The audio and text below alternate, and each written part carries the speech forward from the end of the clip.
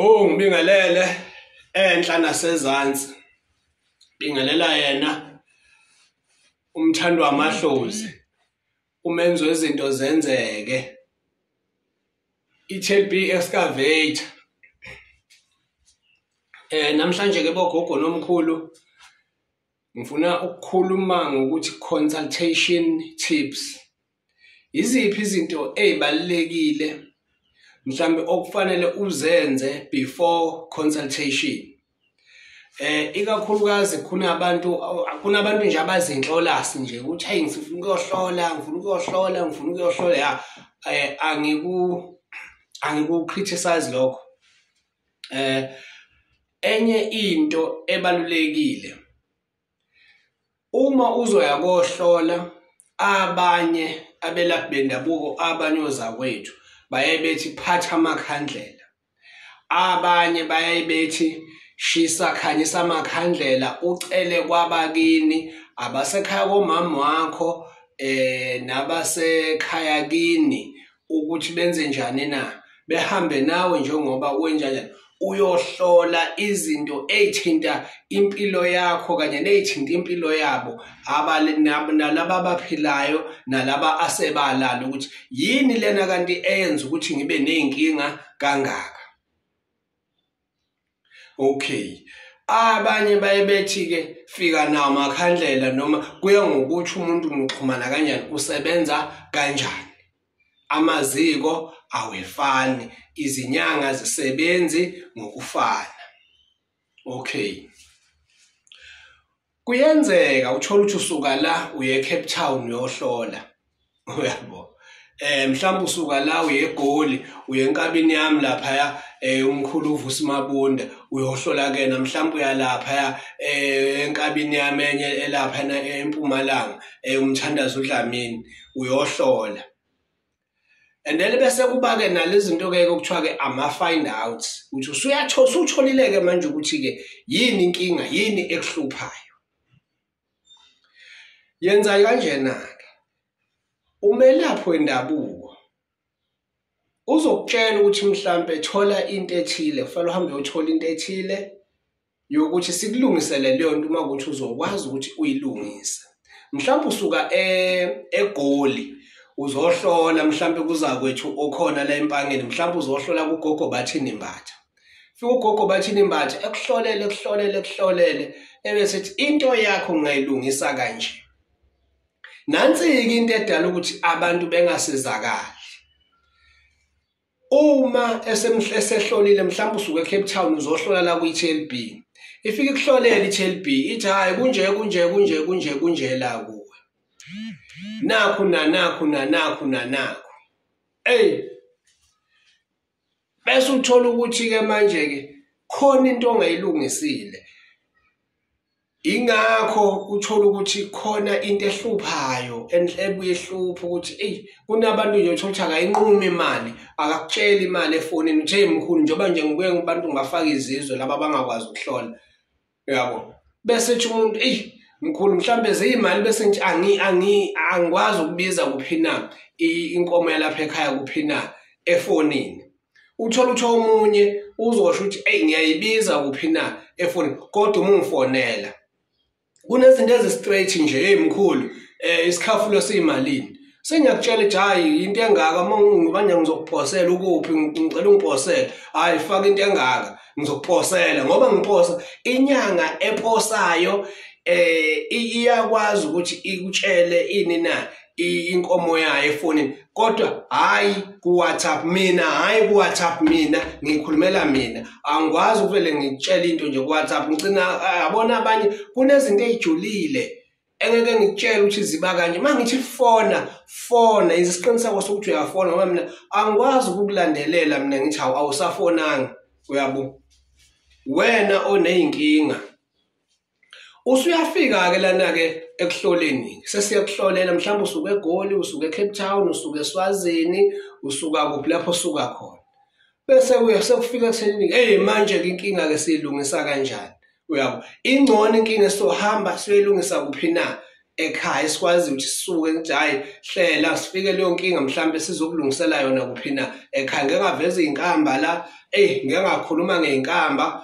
Abantu bebengayi-understand lento yezinkamba ukuthi izinkamba amagobongo abalulekile. Asingadlali abantu bethi hayi amagobongo aphambene kanje kunegobongo lalokhu akhona ngokwehlukahlukana amagobongo. Kodwa siyakwazi futhi ukuthi sibulekelele ngokuthi ke izinto ayikhulume amagobongo akhulumisa ini na ihlozi ukuze ihlozi kubone siphupha nje kubone siboniswa.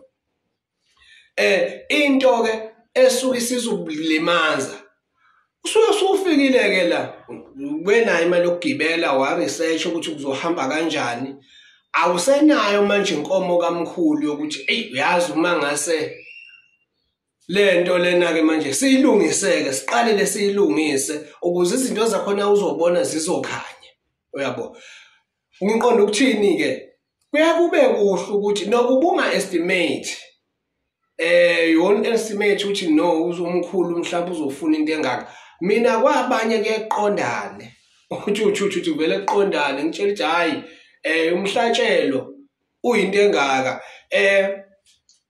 Uma sokwenzela lento le mhlawumbe asingakwenzela umhlatshelo ngoba umhlatshelo ulungisa imiphefumulo ephilayo nephila kuwe, ukuphila kwena nokuphila kwabasekhaya. Yonke lemhlatshelo iyakwazi ukuthi ibalungisa abantu abanjani na abangasekho. Uyabo ungakho isikhathi uma ngabe ufona uthi umkhulu uhlola ngamalini, ugogo uhlola ngamalini, khona into ke kusuke kufanele uyazi ukuthi uzofika uthola izinto ezinkulu obezothi mhlawumbe umkhulu mina njengoba ngisesigodlweni igodlo zidalelwe lokhu. Igodlo kwakuyimizi isikakhulukazi leli igama lasuka ngokuthi kuthiwe umuzi wenkosi isigodlo. Inkosi wawungathi uma ngabe ufikile uzofuna usizo kuthiwe phindele emuva. Mhlawumbe umuntu ushawa indoda kunjani wawumane kuthiwe lala. Kwangathi ngoba nakho ubalekile khona udukile wangena emzini wenkosi esigodlweni kwakuthiwa lala uzohamba ekuseni. Nakho phela usuyafika wena sesiyabuka izinto zakho siyabo sithi sizokusiza kanje. Asikwazi ukuthi ke phindele emuva. Kukhona okuzokuphoqa ukuthi uphindele emuva. Cabanga usuka la usuke Eastern Cape suphindele emuva. Suphindele emuva usuyohlanga kuhle phela futhi ukufika sikhulume uhambe uyohlanganisa lokho ekuthwena kwenze njani na hamba uyokuhlanganisa. Abantu ke khona into engifiphuzu engifuna ukulisho leli phonto libe nokubaleka nami lingishayile kakhulu mangikhulu empilweni yami. Ngiconsult bese ngiyeke bese ngisuka mhlawumbe ngisuka kude ngihambe ngifike ngihlole yabo ngishaya indaba zakho yabo ufika ngithi endabeni zakho uhambe bese uyaya mhlawumbe uya komunye mhlawumbe uhlole komunye usuyafika la mhlawumbe usuyihlole kunento usuyihlole kabili noma ihlola kwaze kwaba kathathu. Sufika kumina futhi nami ngifike ngiphisele kokunye kwakho ngishaye bese uthi kade ngangizwa lento lena ukuthi iyenzeka ngaya kubani bese ngiyakubuza ukuthi wake wakulungisa yini. No akaze ngikulungise yabo. Bese ngithi uma ufuna kuze kulungiswe ubani kulaba abantu laba oloku kuzwa kubona bese hayi ngicela ungilungisele TLB into engaka ukuze ngikulungisele lento le kuzoba into engaka. Uthola ukuthi wena mhlawumbe usuka eEastern Cape awukushile. So kuyasiza ukuthi kwesinye isikhathi njengoba izinyanga zisuke ziveze ezinye izinto uyabo mhlawumbe ufuna isigubhu uyabo thola phela ulwazi ukuthi isigubhu ngizofika ngisizakale kanjani bese thumela lapho endabuko njengoba sesihlolile ukuthi ayisigubhu sakho siyavuma ukuthi ungasithatha. Ikhiphe phela lento okuvunyelwane ngayo. Ingakho ngithi uma ngabe usuka kude lungisa ukuthi kungase kwenzeke okungenani ngifike ngikwazi ukukhuluma into ezwakalayo nani na nenyanga. Ungajiki usuphindele emuva uyayilimaza. Khona nje ngike ngibuka umuntu nange sejika. Ngithi akukho nami engakusiza ngakho. Into engizokusiza ngayo ukuthi wena ukhiphe lento lenkomo yami engifuna uyikhiphe. Ebe ngiphethe ukuhlola nje kuphela. Angikobeze ngithi cha, nama amakhosi awavumi ukuthi ngenze njani ngikusize kunjani na. Uyingekho lenkanyiso lenenjani engiyifunayo. Ake ngikhulume ngalokho. Traditional healers, you pay a lot in traditional healers. Niyakhokha. Yey, bese uthi yey ngeke. Ngicela refund. Habe, ngicela refund. Yazi obviously maza lento nina nikhokhela uma medical aid nina. Ukhokhela medical aid.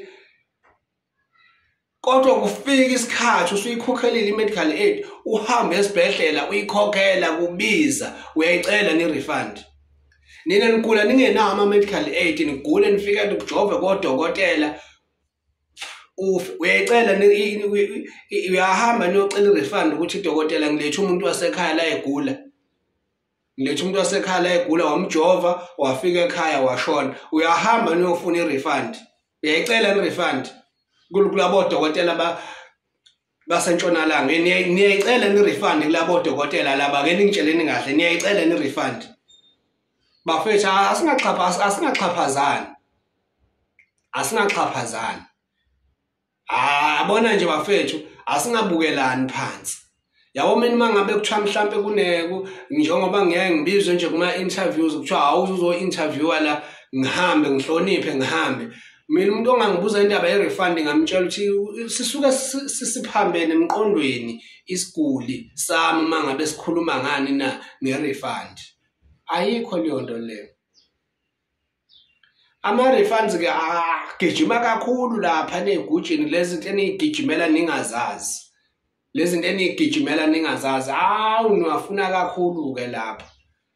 Mina njengokuthi ngifike ngikusize bese uthi wena manje mkhuluma ngingasizakali ngiyokwazi ukuthi ngibuyele imali yami. Hamba, phuma uhambe, hamba, go. Ngishiya nje kanje uyangibambezela. Nginabantu mina engibasizayo, nginabantu abangibongayo mina. Wena mangabe uzoya uzoza ngalomqondo wakho lo sawukusangana, hamba. Ngisebenzi ngokusangana mina. Yabo nje ukuze ngingasangani kunezinto mina engayikhulumi nomuntu. Kunezinto nje engayikhulumi nomuntu, izinto zama-refunds ukuthi manje ngwana ngikhokhile kube kuthiwa awukhokhe kudokotela nje ukhokhela ukuthi ukusinda umuntu esefile uyagijima uhambe uyofuna i-refund. Niyadlala ngeinyanga. Ngisho inyanga kodwa ngikhuluma ngeinyanga ukuthi niyadlala ngeinyanga. Angikhulumi wethu babuya wethu ubaba umabalwe ngofafablani. Angikhulumi ngofafablani izinto engawazi umuthi. Ngikhuluma mina ngeinyanga izinto emazi ukukhandela into zikukhandela umuthi zikukhandela into yangempela. Khulumi ngofafablani mina. Uyabo? Thini ngofafablani? Kodwa ke nani ke phela ke sukumani manje isikhathi sokuthi isukumele impilo yakho. Ungambuki umuntu ecebe phambi kwakho. Ungabi nawo umona. Kodwa ungahambi obuza ungazofuna ukwazi umuntu ukuthi wenza ngani ukuze ecebe. Into ecebisa umuntu engikholelwa kuyo even pastors bafethu. Mina abafundisi ngibacabala abafundisi la nginomuthi engicabanga abafundisi la yabo nginegezo mina engazathi ukuthi lezi ngiyabageza futhi ehambeke yokhuluma amanga lapha esontweni ethi ihloza alikho nenza izinto zobumnyama ngimcabela wena unikeleke uzohlelwa wena unganikela kumfundisi ezehlelwa indlu uyabo nje umfundisi ongakezi la kumina upastor ongakafiki la kumina ngimcabela akawudla umuthi. akakawudla umuthi lowo pastor lo sefike efike la kumina ngimlungise ngibese ngimshaya inhlanga lezi zalanga phansi la zo pastor kuphela kunenhlanga engiyishala ngapha umuntu opastor nje ngimshala inhlanga kuphela laba abathi laba bakhona abamatende laba bagcuma kuma keyboard laba abanama worship teams tontoni awu intercessors tontoni oza la kumina bese uhamba ke uyogxeka ukuthi thina senze imisebenzi obumnyama ngelinye ilanga solikhuluma kodwa iqiniso ngani sihamba la ke bahamba la kithi la opastor la bonke labo bantu abahopastor bamiswe imithi angifuni unganitsheli bami ngemithi akufuneki singakuthi baya consult they do consultation ukuthi nako kubheda bayafika nala kithi abedumile benjalo sayahamba lungisa into engaka ubuye sishaya inhlanga lezizalanya okengikhulume nje ngazo yabo uma ngabe uyoconsult zinika isikhathi uhambe uyoconsult futhi ngicela into nje oyithola kwi-consultation ilungise ngiyakutshela ilungise leyo nto ofika wayithola ngesikhathi uyohlola ufika uyahlola uyakutshela hayi yazi into zakho igeja la uyasuka lapho hayi ngawukwenza kanje awuthola into kanje sikulungisele inkomo yakhe phela ikhiphe phela leyo nkomo asuke ibizile maku 30 rand ukhiphe maku 30 rand kuyalimaza mangabe usuka kude uthi awunawo 30 rand okulungisa leyo nto leyo usazophindela emuva uyobuya uzama 30 rand ukuthi uzokhokhela ukuthi kulungiswe lezo zinto lezo kungcono vele nje uthi hayi ngiyeza inkinga yami la thina ke nathi ke nje Nkosi yami nithina ke nje esikwazi sesukwazi umusifonele yile sithi yikho sithi sifonele yabo bayazi abake besifonele